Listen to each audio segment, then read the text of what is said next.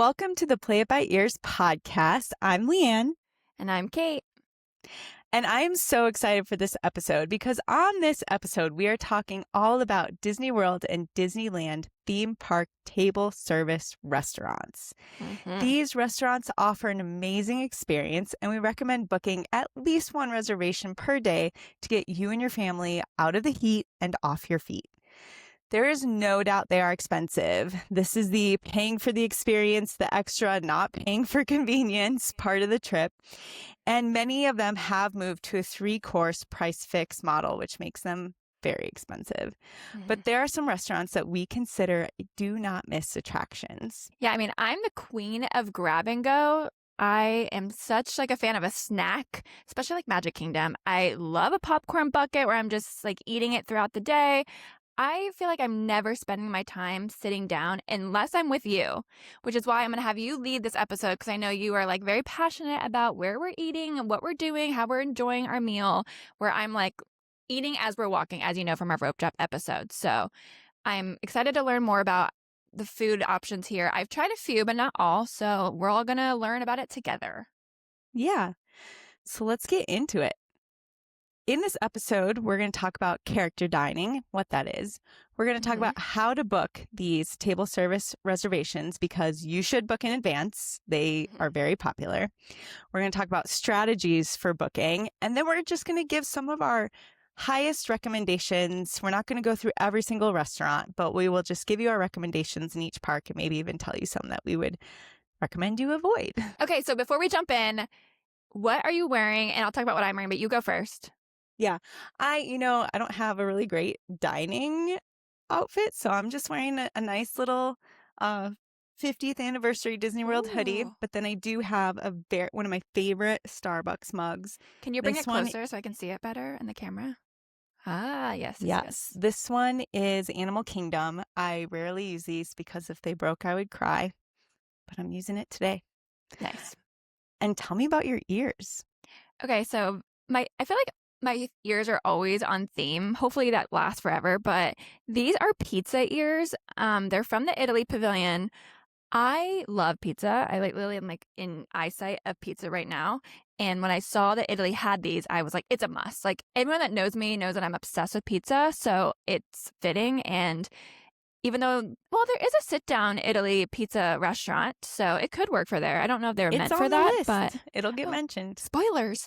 Okay, so I'm actually wearing a shirt, and let me just start off by saying I am so bad about shirts. I'm really good at matching our ears to our episodes, but I realized I have a lot of Disney shirts, and I forgot all about them. I have an Alani shirt, didn't wear that in our Alani episode. I don't know why, just forgot. In this episode, I'm wearing... It's a dinosaur t-shirt from R.I.P. The Ride Dinosaur, which I'm obsessed with. It says, "We're not going to make it," which is my favorite line from the ride because I think it's hilarious. But yeah, so I'm just going to start wearing random shirts, I guess, because I forgot I actually own Disney shirts. So here we go. Now I'm sad. Flashback to the rides episode where we did the fill in the blank game because that was a potential for my list. We're not going to. Oh, absolutely, because... yeah, that's my favorite line because he says, "We're not going to make it. We're not going to make it." And then literally 1 second later, he's like, we made it. It's just so cheesy and corny and R.I.P. Dinosaur. Yeah. All right.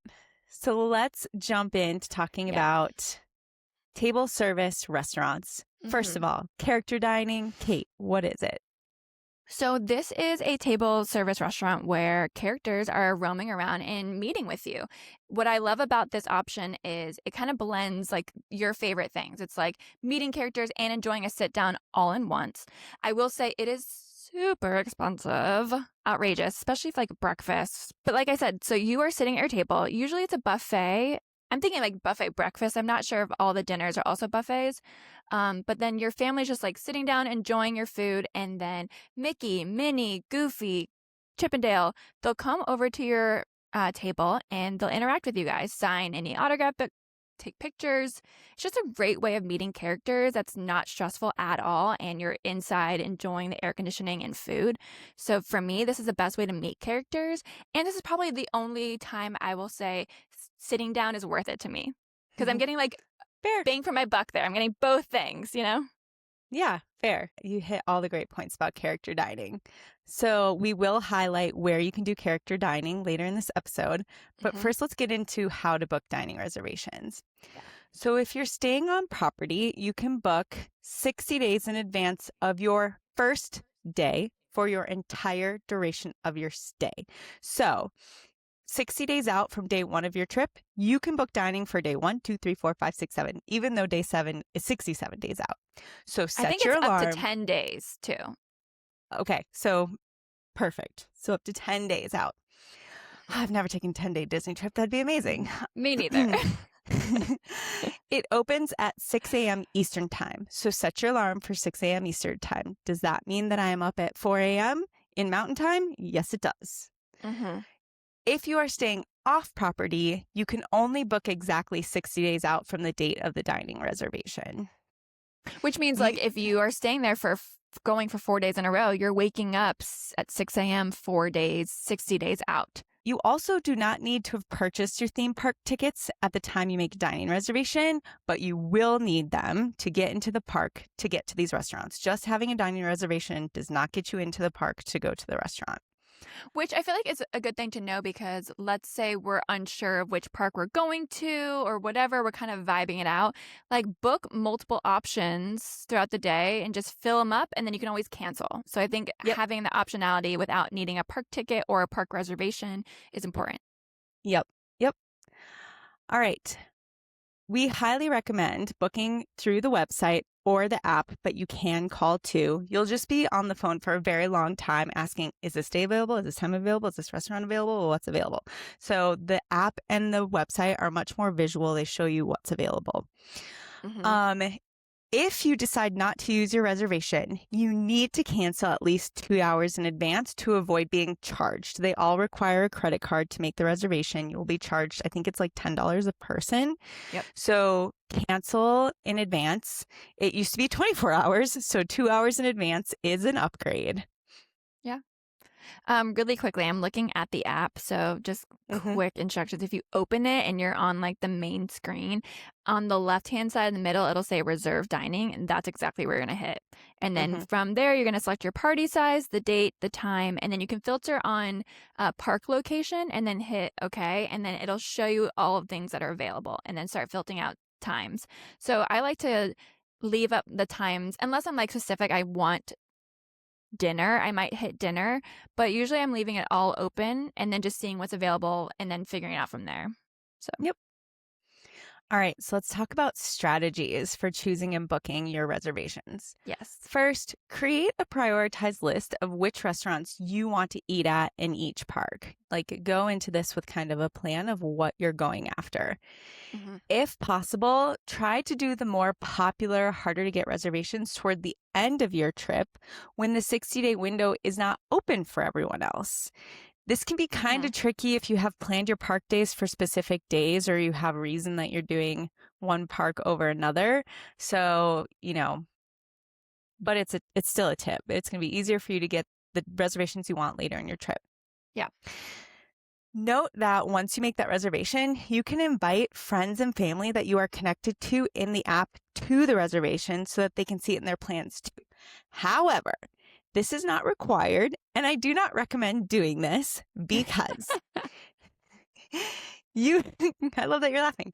You cannot hold 2 reservations that overlap or are within 2 hours of each other.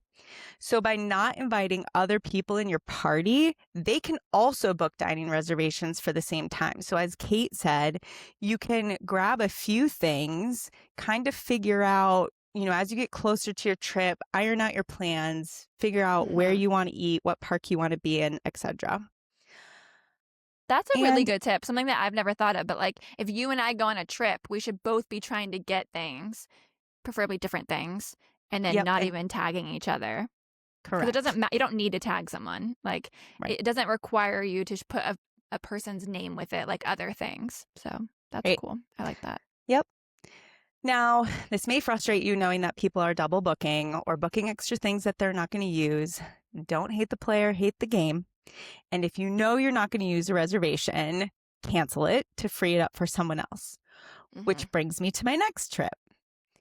If you do not get the reservation you want, keep checking, especially the week of and the day before and the day of the date that you wanted that reservation, because Mm-hmm. people are firming up their plans, canceling their double bookings, changing their plans, and reservations get dropped and you can scoop them up. Some restaurants can accommodate large parties, like those over 5 or 6, like up to 8-ish, 10-ish people, but some cannot.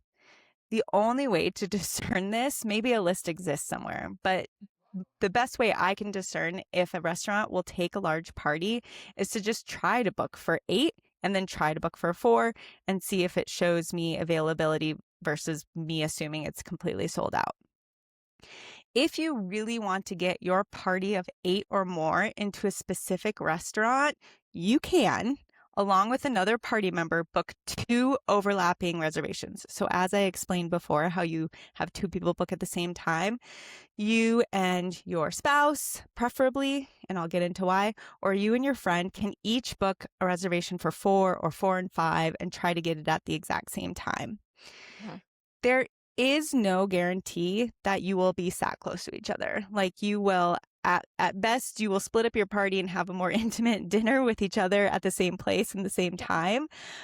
But in my experience, and from reading about other people's experience, the cast members really do notice the pair of reservations, especially if you have the same last name. So that's why I'm saying try to do same last name. Mm-hmm. And they do make a real effort to put you together, even potentially pushing tables together to accommodate the group. So, for example, we did this for Kona Kona Cafe in the Polynesian, and they Mm-hmm. did actually push 2 tables together before we even got there. And then we also did this at Sanaa. The layout of Sanaa does not accommodate pushing tables together. They're all kind of built in half booths. So, Mm-hmm. but as soon as we got there, they walked us back to the restaurant. They showed us, hey, half of you will be here, half of you will be here. Is that okay? It's as close as we can get you. So I feel like they do a really great job of just trying to make it still a really good experience. And I would just add to that, if that doesn't happen, when you go to check in and you go to the check-in booth, just ask them. I tell them, hey, here's our thing. We have 8 of us. Any way you can accommodate that, or what else you can do to help us. And most times they'll try at least. Or if you have like specific, like I'm thinking of Sanaa in general. So that restaurant is known for amazing views of the savannah and seeing animals. And not every table is right next to the beautiful windows. So if you check in, I would just ask the cast member and say, hey, if possible, we're willing to wait a little bit longer for it, but like we would love to have a seat in the window. So if you have any specific requests, I guess I'm saying, also talk to the cast members at check-in. Yep, great tip. All right, now on to our restaurant recommendations. Yeah. These recommendations are specifically for restaurants in the 6 Disney World and Disneyland theme parks. There are also amazing restaurants in the resorts that are also worth a special trip, even if you're not staying at that resort, and we'll cover those on a future episode. So stay tuned. So let's start in the Magic Kingdom. So our recommendations, the restaurants that we think are worth checking out and also will book very, very fast, are Cinderella's Royal Table, which is princess character dining in the castle. So put that, towards the end of your trip if this is a priority, and it might be. Also save up for that one, because that one will cost you a pretty penny. Yes, it will. Be Our Guest, which is in the Beast Castle, and the Beast walks around, but I wouldn't consider it character dining. He will not interact. You will not get to take a picture with him. And sometimes he's not there. So, but the inside of the castle is amazing. And lots of people ask, can I just go in and see it? No, without a reservation, you cannot. And then the last one we recommend in Magic Kingdom is the Jungle Navigation Skipper Canteen. Imagine the Jungle River Cruise had a baby restaurant. That's this restaurant. It is kind of adventure themed, and the servers, especially if you get a really good one, are full of puns. Yes. The food here is slightly adventurous to go with the adventurous theme. Like it's not just like chicken fingers and fries, but to me, this is the best sit-down restaurant in Magic Kingdom because the food quality is the best I've had. Like Cinderella's, well, I've actually not eaten there, but Be Our Guest, the food is good. Very expensive, sometimes overhyped, where the Jungle Navigation Skipper Canteen, say that 5 times fast, that one I think is underrated and probably the easiest of the three to get a reservation for. Totally agreed. Yeah, I would say the food at Cinderella's Royal Table is like Be Our Guest. It's good. But yeah, Skipper You're Canteen, not paying for the underrated. food in those two, you're paying for the experience. Yes. Oh, and Yep. then for Be Our Guest, I've only gotten sat in the main dining room. Have you ever eaten at the West Wing? Yes, I've been in all three rooms. So Wow. the way they used to serve breakfast was order at like a kind of like a counter Yeah, it was a and counter service for a then while. yeah, and then find a table. So that was when we managed to be in the West Wing. But if you're not sat in the West Wing, you can certainly go look in the West Wing and it is Do worth it. checking out. Wait Yeah. for the thunder. Uh-huh. Um okay, other character dining locations in Magic Kingdom are Crystal Palace and the characters will be Winnie the Pooh characters. Uh-huh. And is that it? I guess it's just those two. Crystal Palace and Yeah. Cinderella's Royal Table. Yep. Other options at Magic Kingdom, which we don't necessarily recommend, but will be easier to get a reservation, are the Diamond Horseshoe, Liberty Tree Tavern, the Plaza, and Tony's Town Square. And then also worth mentioning, not a restaurant, but reservations highly encouraged, the brand new Beacon Barrel pirate themed lounge. And this is not a restaurant. Like the food will be like bites, but I'm sure the drinks are awesome. I definitely want to go. Haven't been since it opened. Or no, I have. I just couldn't get a reservation. But Really hard. sounds really cool. No, I've tried multiple times to get a reservation and I haven't been able to. I've heard that the drinks are pre-batched, so not made to order. And I've heard that means it's an okay experience, but the ambiance for sure is amazing. Yeah. All right, let's head over to Epcot. So Epcot has the most table service restaurants, and yet we've probably eaten at the fewest because we're always eating festival food. So Yes. that's our first recommendation, festival food. But if you do want to sit down, take a load off, or you're there when they're not having a festival, our recommendations are Le Cellier, which is in the Canada Pavilion. It's a steak restaurant. Yep. Yep. It's the oldest restaurant in Epcot. Oh, I didn't know that. Yeah. The San Angel Inn inside the pyramid. There are two. Make sure that you eat inside the pyramid. And that's in the Mexico Pavilion. I And would say then the Via food is not Napoli- like the best food there, but like again, the experience is amazing there because you are looking out on the water over of the Three Caballeros ride. So it is such a vibe in there that I think it makes up Yes. for the fact that it's like Tex-Mex. It's like fine Yes. Mexican food, but like it's not the best, but Yes. it's still worth it. That's a very fair call out. Yeah, the vibe's cool because it does feel like you are outdoors at night, even though you're Yeah. not. And then there is like tucked in the corner a really great margarita bar, tequila bar, so you can grab a drink there as well. Yes. Stop there first. Our last recommendation is Via Napoli Restaurant, a pizzeria. Yes. And so this is There you go. I was gonna say a Naples style brick oven pizza restaurant in the Italy Pavilion. So Disney is known for having crap pizza. Like everyone, like I'm thinking of what's the rat from Muppets that's no longer there? Rizzo? Yeah, his pizzeria is gone, thankfully. Pizzafari in Animal Kingdom, they're all these like puffy, doughy, no flavor pizza. This, however, Via Napoli is fantastic pizza. So if there's like any place I'd recommend on property, it's this one to get your pizza fix as someone who loves pizza. There's giant pizzas, like really big. So even if you see a pizza on there for like $50, don't be alarmed by the price. It will feed a lot of people. So go there. Now, around the corner from the restaurant, still in the Italy Pavilion, is a pizza window. Do not order pizza there. Yeah, that's back it's to fine. crap Disney Yeah. pizza. Yeah. It'll do not in a think pinch. you're safe. Yeah.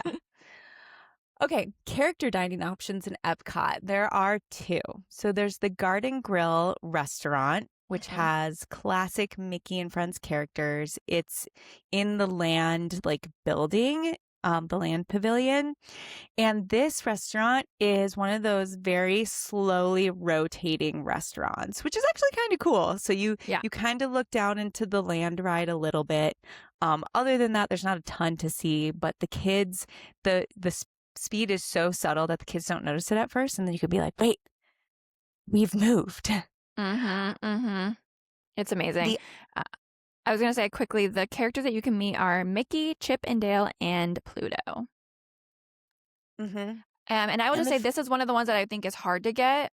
It's not as hard as like some of the other ones we talked about, but if you look at just the historicals of it, it can go pretty quickly because it is a really good one. It is not buffet, so it's unique in that fact. So if that's important to you, try and book it early. We did it for breakfast, and it was still all you care to eat. So they just bring you giant platters of food, and if you want more, they'll bring you more. And it's just basic American breakfast.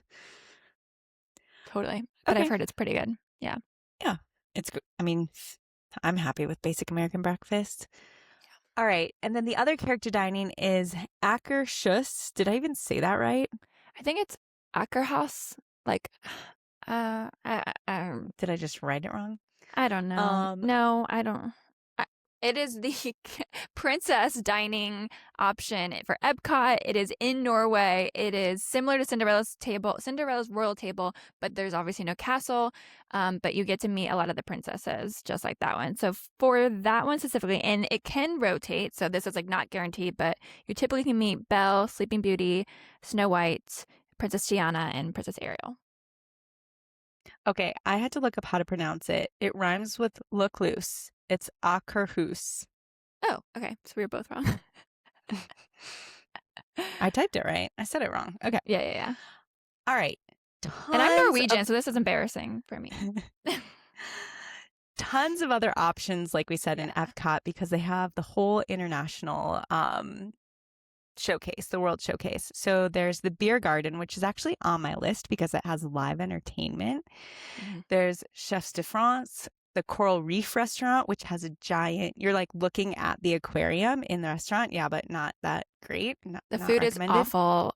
People do not recommend it. Anyone that I've seen or heard from that's eaten there is like, the food is trash, but the fish are cool. So take it for what it's worth. Yeah. And don't like let your kids make the connection between what they're looking at and what they're eating.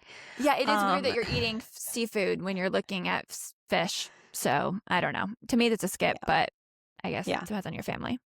Yeah.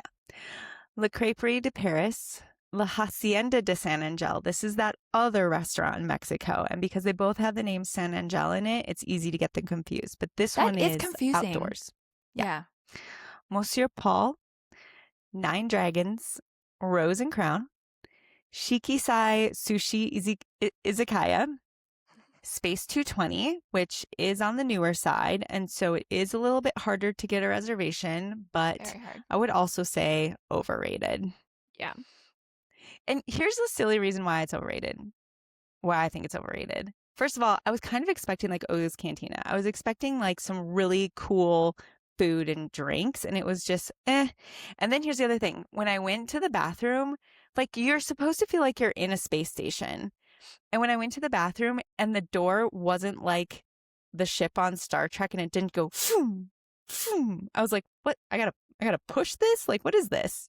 So I don't know. That seems like a miss. I feel like they didn't go for an A. I feel like they spent all their money on the fake elevator like intro scene. Which doesn't even have an elevator feel. Oh, I've never done it, so you're not really selling me on it, to be honest. Yeah, sorry. Okay, continue on. There's also Spice Road, Takumite, Teppen Edo, Tutto Italia Ristorante. And then not a restaurant, but reservations are highly encouraged. There is Space 220 is split between a restaurant and a lounge. So there's the Space 220 lounge where you can just go for drinks and small bites. And then can you get a reservation for that? Yeah. Okay. So nothing is walk up? I mean, if there's availability. Okay. But you can make a reservation. Got it. And then Geo82, which is the brand new 21 plus lounge. So can't bring your kids to that one. Is that one in the ball or like I, near the ball? in or near? That's Haven't what I been thought. yet. I thought it was like near it. Yep. I want to check it out. Yeah. All right. Moving to Hollywood Studios. Our recommendations. Well, actually, before we even get to recommendations, there's nothing in this park that really gets me jazzed up. I'll just say that to start with. This is my least favorite park to have to plan eating for, but here it is. Our recommendations are Roundup Rodeo Barbecue, which is a Toy Story themed barbecue restaurant. It's the food is fine. The atmosphere, the idea is fun. It is a little bit of stimulation overload. So I'll say We that. ate at it together. I remember. That's the Hmm. only time I've ever eaten there was with you and our friends. And I felt like the food was good. They give you a ton of food. So, like, if you're going to go to this, go starving because you Well, will. No? so I've gone back and I would say they've pulled that back a little bit. Well, that's disappointing because the price is pretty steep for it being not that fancy of a sit down to me. Like it Yeah. feels almost like a quick service just because of the theming and very kid friendly. It doesn't feel Hmm. elevated like a Be Our Guest does, but the Yeah. prices are pretty expensive for that. So I guess I'm disappointed to hear that you're not getting like overloaded with food then. But the food I felt like was good at least. Yeah. And if your kids Yeah. love Toy Story, it's fun. But I don't think I Yeah. would go if we didn't have a kid with us again. Yeah. I like barbecue, so like I can be in the mood for that. Yeah. Yeah. Okay. Other recommendations, sci-fi dine-in theater. So in this restaurant, you are actually Mhm. sitting in a table that kind of looks like you're in a car and you're all facing this way, looking at a giant screen that's just playing some clips of some like black and white old like B-roll sci-fi movies. Yeah. So it's kind of like you're at a drive-in. And I would say again, the food is fine. The theming is fine. It's very unique. You're not going to do that anywhere else. Mhm. But what do you think? Yeah, it's dark in there. There are a few tables that are not part of the cars, but majority of them are cars. If you have a really large party, you can get like another table. It's not. The thing I don't like about it is like we went with like four of us, and it's two and two. So you're only sitting with one other person and having your meal with them. So if you have a foursome, you're not like talking and stuff. You're literally just watching movies, like B-rated, like sci-fi, like you said, like very Yeah. cheesy, Yeah. funny, silly films. It is unique. Like you're not gonna find that anywhere else. It would be better if I went with just like a twosome, like if I went like with my husband or not. But like it would be hard to interact and hear in general just because it's so loud. Yeah. Yep. And then our other recommendation in this park is the Brown Derby. Do they also have a lounge? A Yes, and separate that's where lounge? I Okay. recommend because you can get Okay. a few of the best things there. Like you can get their Cobb salad and you can get really good drinks there. Like to me, the Brown Derby is known for their salad and their drinks, and everything Mm-hmm. else is just fine. And the fact that you can Mm-hmm. get both of those at the lounge, I think is the way to go. Yeah. And this is like the nicest restaurant there, like date night Yes. nice. Mm-hmm. Get the Yep. martinis. They're fantastic. Yes. So for character dining, they have Hollywood and Vine, which has classic Mickey characters. I think often features Minnie. And the theme, Mm-hmm. this is when I went, it was all you care to eat, bringing it to you, but that was COVID. So it may be buffet now. It's buffet now. Okay. And it's Mickey, Minnie, Goofy, and Pluto, but Minnie is like the star, and they're kind of dressed up in Mhm. their like Hollywood outfits. Yeah. Um, the vibe inside is fine. It's fine. You're there for the characters, 100%. Did Okay. you have so you ate breakfast there? No, it wasn't breakfast, It was okay. like I was lunch. gonna I was gonna ask you how you compared to Garden Grill, but never mind. Yeah. Okay. Okay. The other restaurant in the park that we didn't mention is, especially because they've kind of torn out that whole Muppets area, is the 50s Primetime Cafe. And this is kind of like the sci-fi dine-in. It's quite unique. Every table feels like you're in your like grandma's 1950s kitchen, like the Mm-hmm. Formica tables. And every table has a little tiny TV that is playing again clips of like B-roll, like 50s primetime family rom-com TV shows. Hmm. Yeah, it's cute and fun, and they have really good milkshakes. It's not a must-do for me, though, so. Right. Yeah. All right. Not a restaurant, but reservations, very highly encouraged, is Oga's Cantina, which is the Mhm. lounge in the Star Wars area, Galaxy's Edge. The I think this is super fun. For me, this is a must do. The drinks are really cool. There are like two food options and they're not great. So don't go there hungry. The Unfortunately, the experience can really highly depend on how great your server is. If they're like cracking jokes with you, if they're kind of playing along with the theme versus just kind of Mhm. doing their job. And you'll have a really awesome time if stormtroopers come into the restaurant and Hmm. start hassling people. That's fun. Do we know if there's still a time limit there? Because I know when they first opened, it was like, what, 45 minutes? So you could stay there Probably. And and they like two will, drinks or something? yeah, they will. I've never been told like, okay, it's time to leave. But they will like seat you at a booth with another, like a large booth with another party, or you could Hmm. be sat at a standing table. So you could also get, I mean, I've actually, when I'm with kids, I've actually said, like you said, I'll wait a little longer to be able to sit. My kids can't stand in there and they wouldn't be able to see up to the counter height anyway. So yeah, the experience can really ride on your server and your seating, but the drinks are fun. The atmosphere is fun. If you like Star Wars, it's a must do. The music is fun in there. The little robot DJ. I don't know his name Yep. because I don't know Star Wars, but he's cool. Yep. Yeah, I love it. But I would agree. Like the best experiences I've had is when we go in a bigger group and we get a booth and we're just like sitting all together. The worst experience is like after a long day, your feet hurt and you're stuck in like the back corner and you're standing. Hmm. And it's just like very crowded and it can get really crowded in there. So it's mixed for me, but the idea of it's really cool. And it's definitely something I try to always do if I'm in Hollywood Studios. Yeah.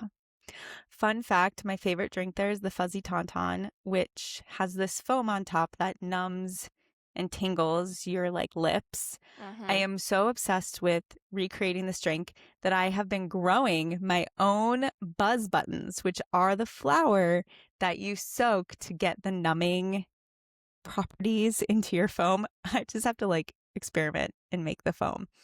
Does it work? Have you like sucked on the flour? I haven't. And Yeah. I've I've been drying them and I probably have like a cup. So I have a Okay. ton. Okay. I Cool. have a ton. That's cool. Did So you learn that from like Google or I feel like there's a bunch of like books like drinks from Disney like a I did buy a book. That recipe was cocktail no good book. because the foam was really more of a like whip, like like almost like a whipped cream type consistency. Mm, I want like a air bubbles foam. light. So I've Yeah. been like studying different ways to make that. I just need to like do it. And then I have to figure out what to put in the drink. So Oh yeah, because you don't have to drink. You don't have to put the vodka drink in there. You could put anything. Ooh, yeah, that's cool. I'll yeah, have to come to your house at some point and try it. yeah, for sure. Okay, moving on to Animal Kingdom Lodge. Woohoo! Um, Animal one of Kingdom and Park. Park. Animal, sorry, Animal Kingdom Park. The reason I chose this mug is one of my favorite restaurants is here, and that is Tiffin's. And so Mm-hmm. our two recommendations are Tiffin's and Tusker House. Tiffin's is it is nice. It is not overly themed. It has a lot of like amazing art in it. And I think we've talked about Joe Rody. I think it like celebrates him and his art and his travels. Mm-hmm. And when you leave, you get like a postcard of his art, which is really cool. Um, but it just has, I think it has really, really good food. It does also have a lounge where you can get some of the good items. I think it has the best drinks. I always get this drink that has a glowing lotus flower in it. I probably have, that's what I should put in my drink. I probably have like 6 of these glowing lotus flowers in my kitchen right now. But they're like kind of big, so it's hard to find a glass that they'll fit in. Um, and then our other recommendation is Tusker House, which is the one character dining option. It is Mickey and Friends. Kate will probably tell us which ones exactly, but this is Mm-hmm. also a buffet. But I will say the theming is kind of safari explorish, and the food is a little bit more exploring. It's some more like African, North Asian flavors, which I really like. And of course, Hmm. they'll have like stuff the kids will like too. Um, but yeah. Yeah, the food reminded me a little bit of like a boma, where it's just like very African Hmm. inspired, like you said, more Yep. adventurous. Very good food, though. I would say this is one of the better character breakfast foods that I've had because Hmm. it is just a little bit more unique and elevated than just like eggs and toast. Yep. For Tusker House, yeah, we said it's buffet. It's Mickey, Donald, Daisy, and Goofy, and they're like Hmm. in safari outfits. Yep. And Yes. then really quickly going back to Tiffin's. So I've never eaten at Tiffin's because, like I said before, I don't like to sit Oh. down. The one exception is their lounge that you mentioned, the Nomad Lounge. It is my favorite place in all of Animal Kingdom because you have an inside, you have an outside. You can relax looking out. There's like the outside's on the water. They have great drinks, just like you said with Tiffin's. So if you can't get a reservation from Tiffin's, just do a walk up at Nomad Lounge. It is just walking up. You just say, I'm here, wait like 10 minutes, get it. And what I also like really fast, I know we're talking about sit down. That's not necessarily a sit down because you can't get reservations for it. Some of the food from Tiffin's you can get at Nomad Lounge. I'm thinking of sometimes, I don't know if it's still there, they have a salad that the ingredients are from Living with the Land, which I think is really cool. And it was like the freshest, most amazing salad. And I'm not a salad person, so Hmm. obviously. So check that out. It's called the land salad. There you go. Yeah. It's so good. The other sit down option here is Yak and Yeti. I'm Mm-hmm. hoping they will introduce some more stuff when they kind of expand that whole South American area. My vision would be a Encanto Casita like restaurant. I think that'd be so Yeah, cool. that would be awesome. Yak and Yeah. Yeti is somewhat popular, I would say. Like, don't wait too long to book that one. Yeah. Okay. Right before you enter Animal Kingdom, just outside the gate, so no theme park ticket required, there is a Rainforest Cafe, very randomly. Please, please, please do not go here. Please do not spend your Disney time at Rainforest Cafe. You can go there anywhere else. You can even, I think, go there in Disney Springs. Um, just please don't. It's not that good. I'm sorry. That's my hot take. I have recently eaten at the Rainforest Cafe at Disney Springs because I have a daughter that's young and she's obsessed with it. Like, obsessed. So now I'm It is like, cool ugh, inside. I know the food is trash. Like, it is. It's just like an Applebee's or a Chili's. Sorry if anyone's like a huge fan of those, but it's like that level, but like higher pricing. So I guess that's probably why I'm mad. Is like it should be like $10 and it's like $25. But yeah, like there's animatronics. They move. It rains. It's like a whole thing. I'm sure most of the people listening know what it is. If you need something like that, it does its purpose because your kid will love it. But don't go in being like the food's gonna be fantastic because it will not. I promise you. Yeah, I would also say don't go in thinking this is a Disney restaurant. The animatronics are not Disney. I'll let you know that. They're like, Yeah. a B rated animatronic. Yeah. All right. Now we're going to go to the other side of the continent to California, and we'll start with Disneyland in California. Mm-hmm. So, this is another park where I just struggle to find a restaurant that I'm really excited about eating at. They don't have these amazing, like, Princess Castle options. So, our recommendation is Blue Bayou, which is kind of a like New Orleans style restaurant. Mm-hmm. The cool thing about it is it overlooks the Pirates of the Caribbean ride. It's dark again. It feels like you're outside in the dark. The food is okay. We love a restaurant that overlooks a water All ride. right. Like Yeah. we're a sucker for that. Even when we go like to international parks, if there's one that's like a Blue Bayou, everywhere else we're Yep. like gotta go to it. Yep. Yeah. There is a Blue Bayou in Paris. Yeah, Or and there's like a sit down. There's a not a sit down. A casual quick service one in Shanghai yeah, that sounds right. that we went to. We saw Yep. Jack By the Sparrow. Pirates Yeah. ride. Yep. Yep. Yep. Neither here nor there, but yeah, I agree. I'm like a chimichanga person when I go to Disneyland. Those like You mean a churro? no, No, you've a never had a chimichanga? chimichanga from there? They have No. breakfast chimichangas. They have lunch Oh. ones. They're really good. Get some Oh. hot No. sauce. No. Churros are way better there. Yeah, I'm like a snack girly for sure at Yeah. Disneyland. So yeah, Blue Bayou is probably the best one. But again, I would say the food's okay. The beignets Yep. are good, so get those Yeah. there or outside. Yeah. The character dining option here is going to be Plaza Inn, which is Minnie and Friends.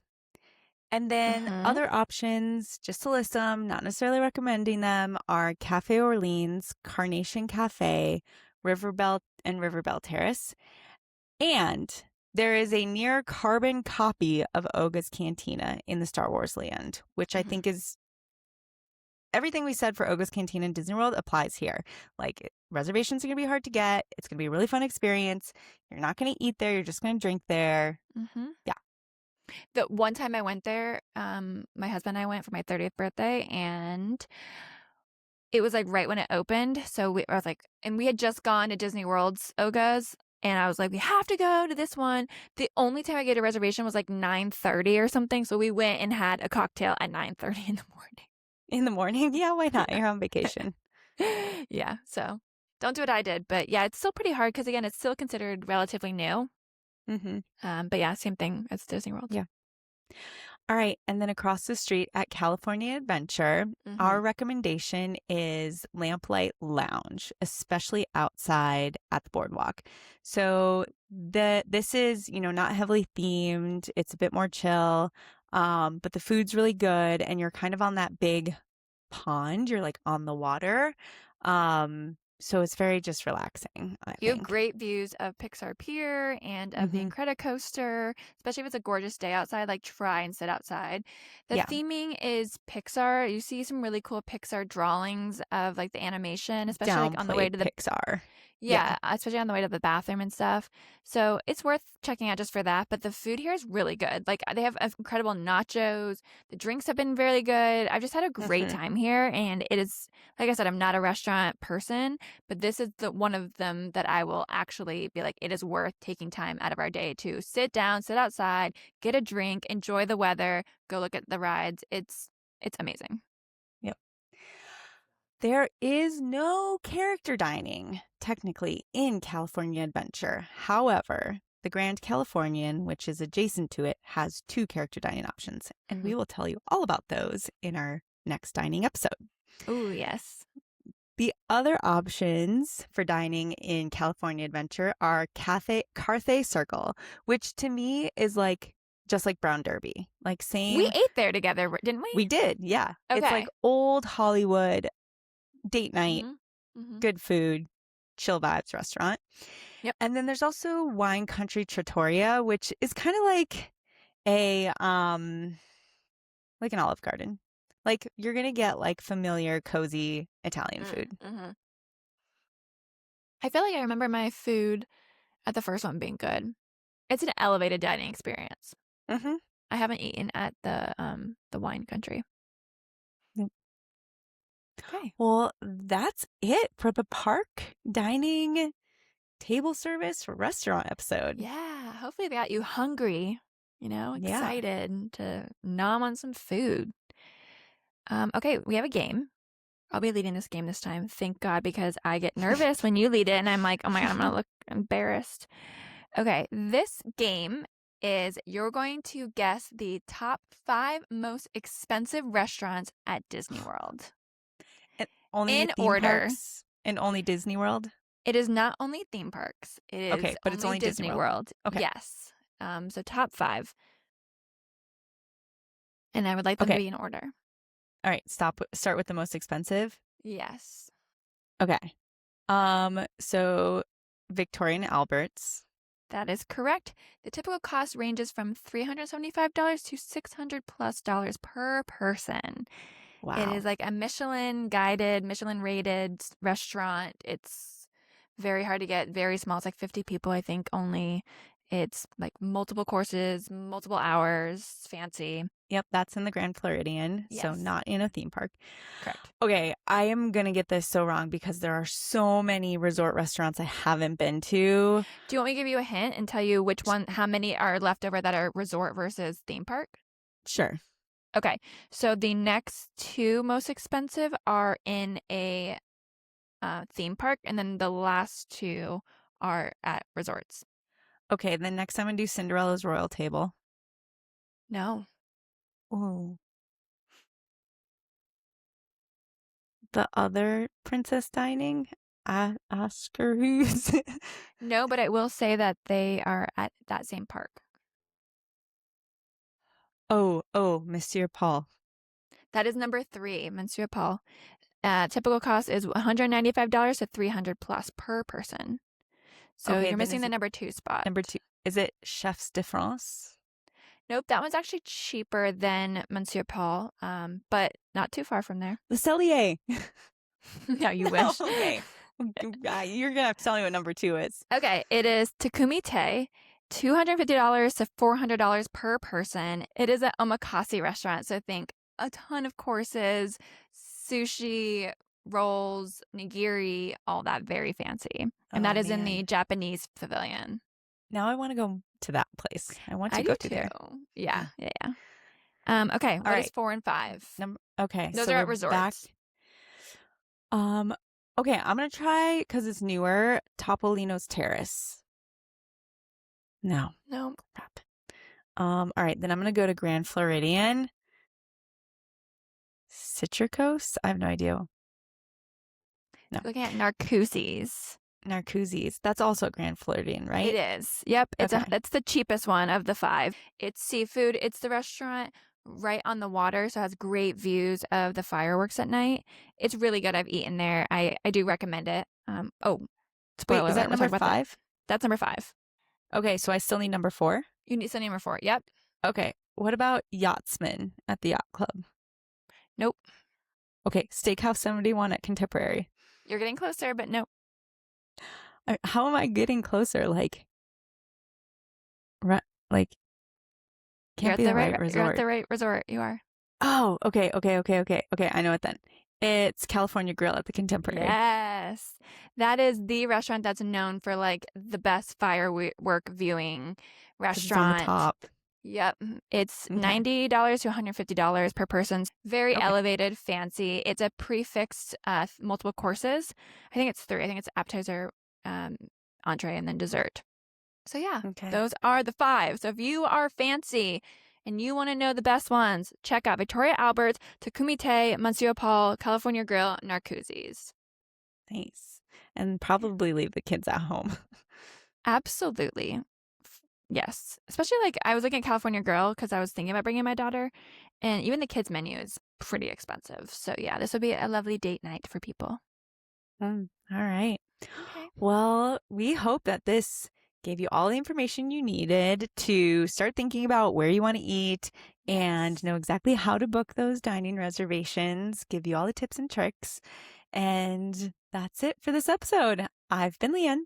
I've been Kate. Thank you so much for listening. If you have questions or you have a restaurant and you want our opinions on it, DM us, email us. Everything's Play It by Ears podcast on socials, on YouTube. So follow us. Thank you so much for listening. Thank Bye. you. Bye. I don't need a map to find a